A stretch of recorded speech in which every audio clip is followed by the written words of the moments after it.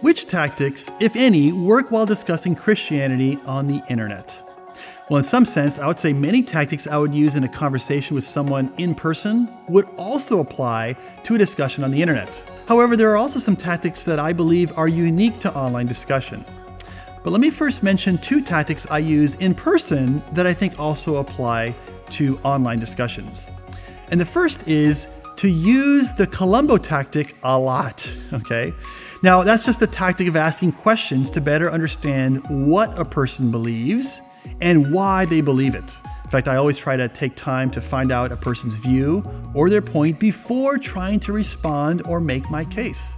And I believe the same would apply to an online discussion. Now, a second tactic would be to make conversational character a priority. And by that, I mean make sure that the manner in which we're communicating with a person is warm and friendly and kind and gracious and inviting. And in fact, if you can't do that, then please stop engaging others.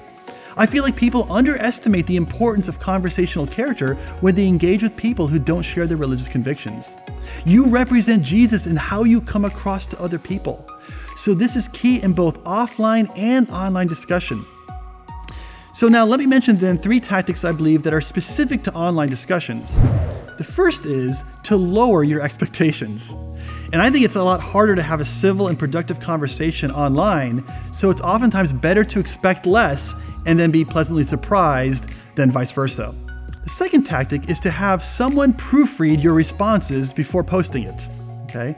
And the reason is that it's much easier to miscommunicate when you're writing, since we often abbreviate what we're writing in order to save time. And that means it's easier to unintentionally imply something that you don't mean or have someone infer something that you didn't intend to communicate.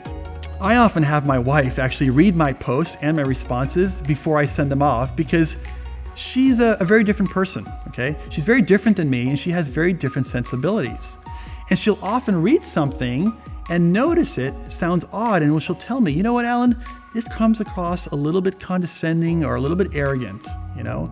And so it helps me to have a different perspective to sort of give me insight on how something that I've written might be understood. And finally, the third tactic I'd say is to be willing to abandon an online conversation or discussion when it devolves. Because after all, even your best attempts might result in an unhealthy dialogue, and a wise person knows when that moment arrives. And I'd say it's best to cut your losses and then move on. So you can just simply say, hey, you know what? I don't think this conversation is really healthy and productive. You know, why don't you go ahead, make your final point, and I'll allow you to have the last word on this. So then you let them make their last point, and then you just let it go.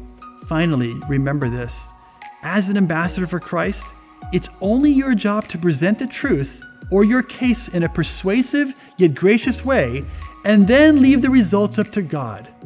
So don't be committed to the end result of changing their mind or making them become a Christian. That's God's job. Your job is simply to be committed to your part of the equation, which is being a faithful ambassador, and then let the Holy Spirit do His thing.